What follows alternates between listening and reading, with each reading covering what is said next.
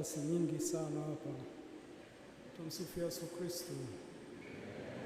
Raha ya milele umpe Bwana, apumzike kwa amani. Kila siku katika maisha yetu tunaalikwa kumhubiri Kristo, sio kwa maneno tu, ila kwa maisha yetu. Mwadhama Polycarp Kardinali Pengo alimhubiri Kristo sio kwa maneno wala sio kwa maadhimisho ya Ekaristi takatifu au sakramenti zingine, ila alimhubiri Kristo kwa maisha yake.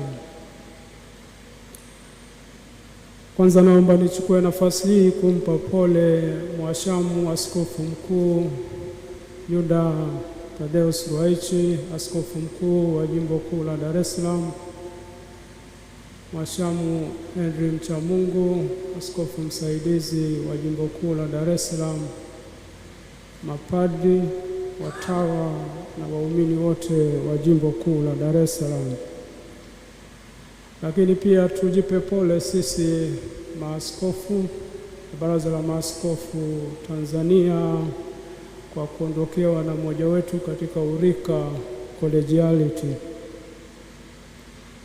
Natoa pia pole kwa kanisa zima la Tanzania.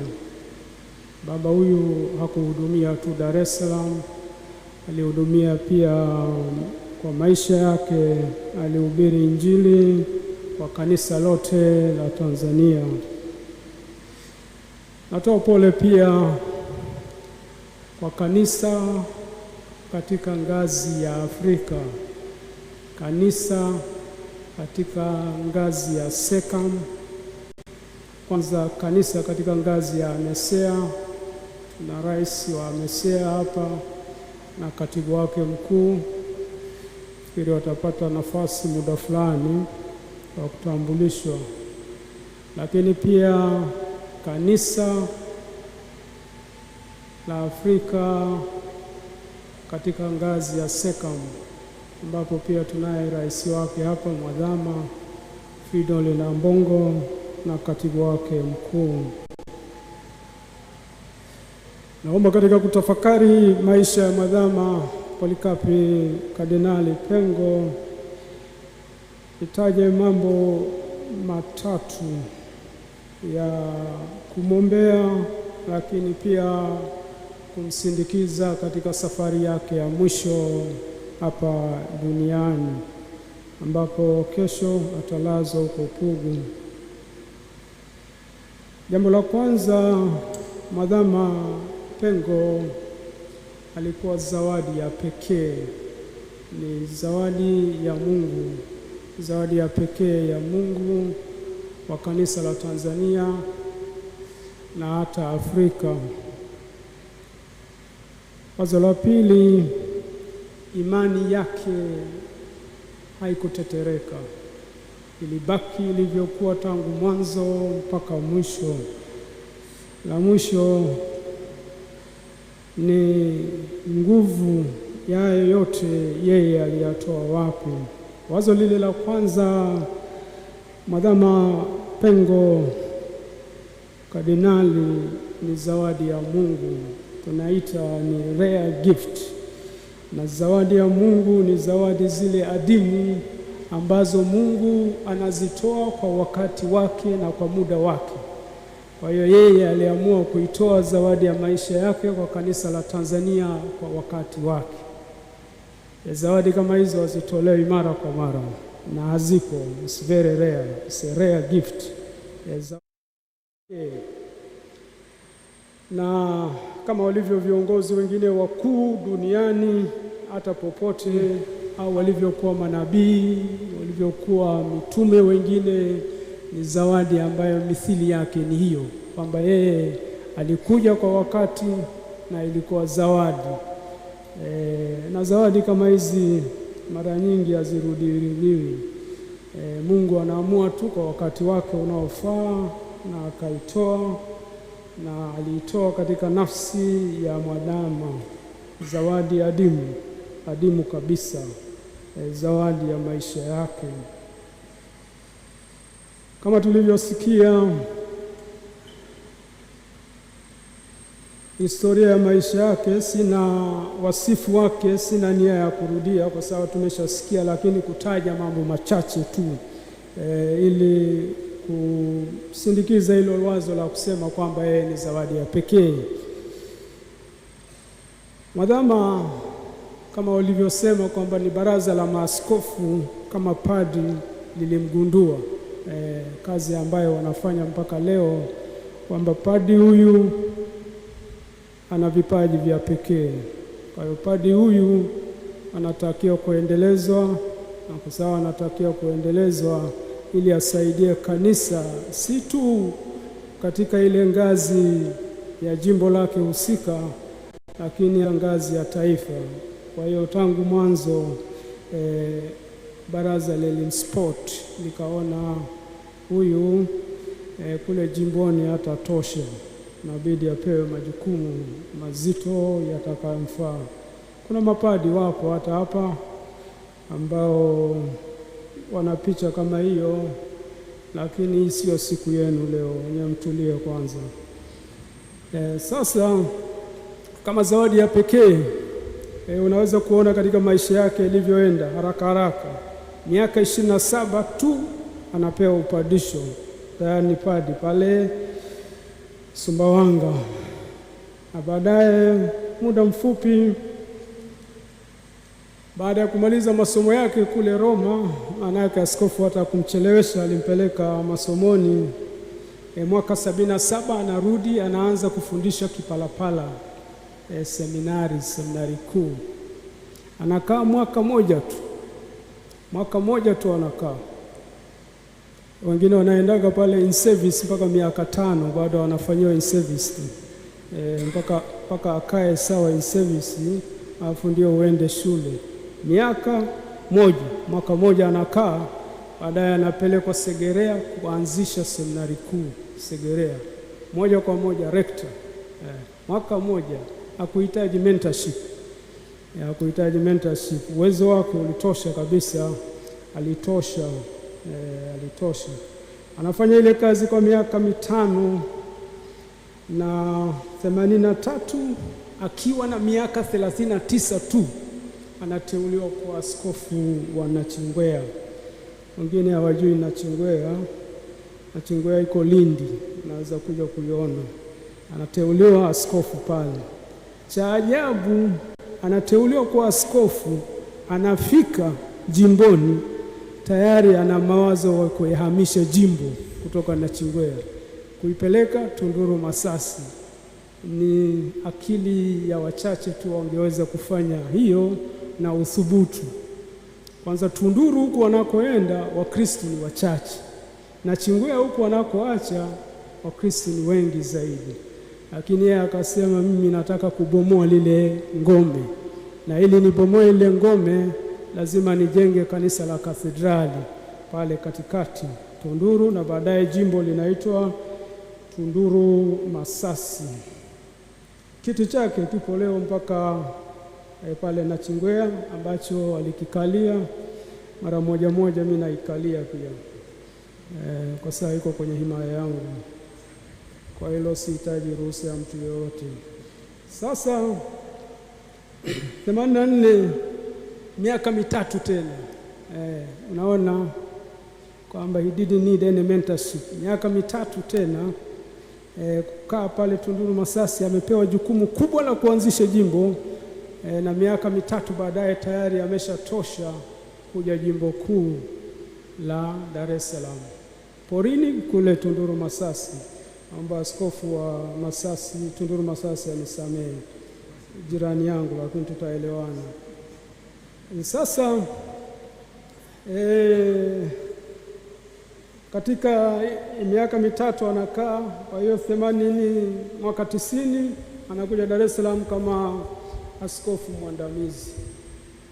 Miaka 8 baadaye tayari mwadhama 98. Kwa hiyo unaweza kuona ile trendi kwamba ni zawadi ya pekee, zawadi ya Mungu. Katika somo la pili tulilosoma, Paulo mtume kwa Waefeso sura ya 4 mstari wa 11 mpaka 16, Paulo anafananisha watu wa namna hiyo ni watu ambao wamekomaa katika imani, sio kama watoto wachanga, sio kama watoto wanaonyonya. Watu wengine imani, watu wazima, lakini imani kama watoto wachanga, kama wanaonyonya.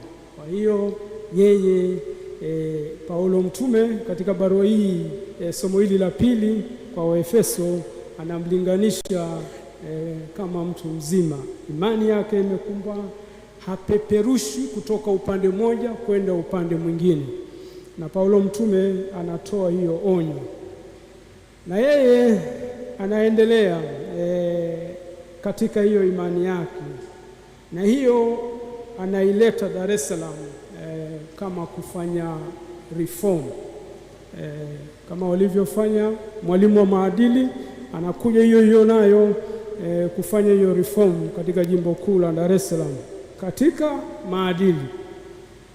Hao mapadi wa Dar es Salaam aliwanyosha, hata nyinyi dada wadogo aliwanyosha, hamkuwa na mahali pa kwenda, ndio maana hamkukengeuka.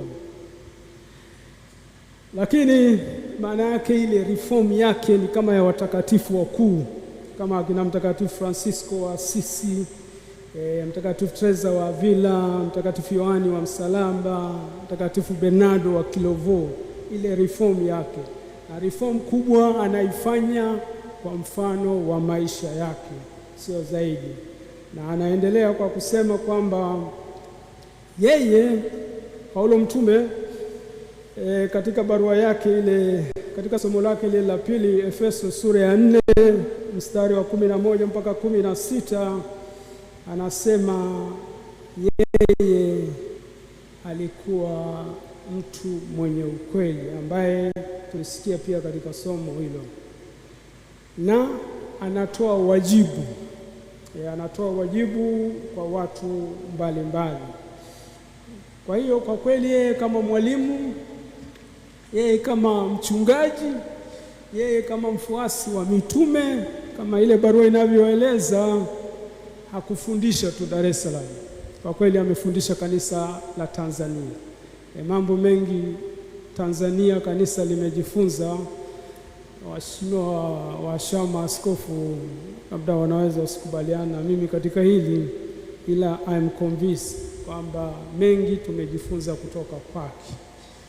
Kwa mfano participation, ile kugawa utume, waka wa WATA, utoto mtakatifu, wale wote walipewa majukumu, aliwapa majukumu, na majukumu ambayo walifanya katika kanisa. Tegemeza jimbo tumesikia 94, ambayo ipo karibu majimbo yote sasa Tanzania, tumejifunza kutoka Dar es Salaam. Kwa hiyo baba huyu alikuwa mwalimu wetu sisi sote. Na tunaenda wazo la pili, imani yake haikutikisika. Imani yake haikutikisika, imani yake ilibaki imara siku zote. Alikuwa mtu wa imani iliyokomaa. Lakini imani hiyo anazungumza ukweli mwadhama siku zote, anazungumza ukweli kwa upendo mkubwa. Mimi nimekutana naye mara nyingi, unapoona anazungumza katika upendo. Anapokosoa kitu anakosoa katika upendo, hakuna chuki. Kwa hiyo upendo na ukweli unaungana katika Mungu. Huwezi kutenganisha ukweli na upendo. Mtu anayependa lazima awe mkweli. Baba awe mama anayependa familia yake lazima ataishi ukweli. Kama uipendi, ndio utakuwa mdanganyifu. Hivyo hivyo kwa mtu yeyote ambaye atapewa majukumu. Kwa hiyo ndivyo alivyokuwa baba mwadhamu. Ukweli na upendo katika maisha yake haikuweza kutenganishwa, ilikuwa kitu kimoja na vikaungana vyote katika Mungu, katika Kristo. Vikaungana vyote katika Mungu, katika Kristo. Kwa hiyo imani yake haikutetereka. Imani yake haikutetereka, ilizidi kukua. Ilizidi kukua siku zote. Na katika hilo la upendo na ukweli, Paulo mtume anatukumbusha kwamba tusiwe tena watoto wachanga ambao tunatupwa huko na huko, kuchukuliwa na kila upepo wa elimu, kwa hila ya watu, kwa ujanja, tukizifuata njia za udanganyifu. Na hiyo ya upendo, Paulo mtume katika barua yake ya kwanza kwa Wakorintho sura ya 13 mstari wa kwanza anasema, nijaposema kwa lugha za wanadamu na za malaika, kama sina upendo nimekuwa shaba iliayo na upatu uvumao. Mtakatifu Sipriani, askofu wa Karthaje, Tunisia huko katika karne ya 3, alifanya utume wake wa askofu kwa miaka 10 tu, miaka 248 mpaka 258. Anamwandikia askofu mwingine ambaye ameuawa kwa upanga, Askofu Cornelius, papa na yeye ambaye aliuawa mwaka 253, miaka 5 kabla ya Sipriani hajauawa. Na baadaye sikukuu za hao wawili zinaunganishwa, Cornelio na Sipriani, Septemba 14. Kwa hiyo labda hiyo niache kwanza, lakini inaunganishwa siku yake. Anaandika Sipriani, anamwandikia Cornelius baada ya kusikia Cornelius ameuawa. Anamwandikia na anaandikia kanisa la Roma. Anaandika ifuatavyo, anasema, ndugu yangu Cornelio, nimesikia juu ya ushuhuda wako mtukufu. Wewe Cornelio umeishi ushuhuda mtukufu. Nimesikia juu ya ujasiri wako wa kuishi imani. Nimesikia heshima juu ya ushuhuda wako, na sisi watu wa Karthaje tunashiriki katika hiyo heshima yako, katika hiyo utukufu wako, katika hiyo sifa yako. Kwa hiyo sisi waumini tulioko hapa leo tunashiriki katika heshima ya baba yetu Polikapu, na tunajivunia kwa mazuri ambayo ameyafikia. Tunajiona fahari katika hilo. Raha ya milele umpe Bwana, apumzike kwa amani. Hizi nguvu huyu mzee kazitoa wapi? Hizi nguvu yeye kazitoa katika uhusiano wake na Mungu. Alikuwa mtu wa sala siku zote. Tumesikia aliamka saa 10:30. Baada ya kujiandaa aliingia kanisani kusali. Amefika hapa St. Joseph kabla ya kuingia ofisini, ameingia kwenye kanisa la kuabudu. Wengine wanajua walivyozunguka hapa Dar es Salaam wakati wa baada ya kustaafu. Mara yuko hapo Padre Pio Shrine San Damiano, mara yuko Pugu, mara yuko Chang'ombe kusali kwenye kanisa za kuabudu. Rosari takatifu, ibada kwa Mama Maria. Na ndiyo maana anaziko siku ya Mama Maria kesho Jumamosi. Wengine wanafikiri basi tu imetokea, ni coincidence. Hakuna coincidence kwa Mungu, ni providence, kwamba tangu Mungu alishapanga kwamba azikwe siku hiyo. Sasa yeye anaitoa nguvu yake katika sala. Nguvu yake anaitoa katika ile kushirikiana na Mungu, na alijinasua na mambo ya ulimwengu huu. Tulisikia alitoa mali zake zote, vitu vyake vyote alivitoa. Hakuwa na mali ya binafsi, hakuwa hata na akaunti binafsi, hakuwa nao. Watao wengine hapo utawatoa macho ukiwaambia wasiwe na akaunti. Hakuwa nayo. Yeye hakuwa nayo akaunti. Mwadhamu askofu mkuu, hakuwa na akaunti binafsi. Simu wengine wanasema alikuwa naye, mimi sikuwahi kumwona wala sikuwahi kumpigia. Mimi nilimpata kupitia wasaidizi. Alikuwa anashangaa mapadi wanaingia ofisini pale wanamwaga simu 3 mezani pale, wakati mzee hana hata simu moja, na mzee anaombea huruma hivi, wanazibebaje na wanazitumiaje? Sasa hakuwa na vitu vya dunia hii, hakuwa na kitu katika dunia hii, alijinasua, hakuwa wa dunia hii. Na ndio maana tunasema taa yake ilikuwa inawaka katika lile somo la Injili. Kiuno chake alikuwa amekifunga. Ndio maana amechagua hata mahali pa kuzikwa huko Pugu kwenye kikanisa kidogo, amekataa kanisa la heshima hili la St. Joseph, azikwe kule Pugu. Sijui kama ungekubali, lakini yeye mwenyewe kachagua hiyo kwenye kanisa kile kidogo cha Pugu. Hakuhitaji heshima yoyote. Nafikiri na ndio maana pia amenichagua mimi, sio kupitia yeye, nizungumze leo mbele ya mawadhama hapa na maaskofu wakuu, mtu kutoka Lindi. Tumsifu Yesu Kristo. Sasa kumalizia, anafariki karibu na sikukuu yake ya Mtakatifu Polikapi Februari 23.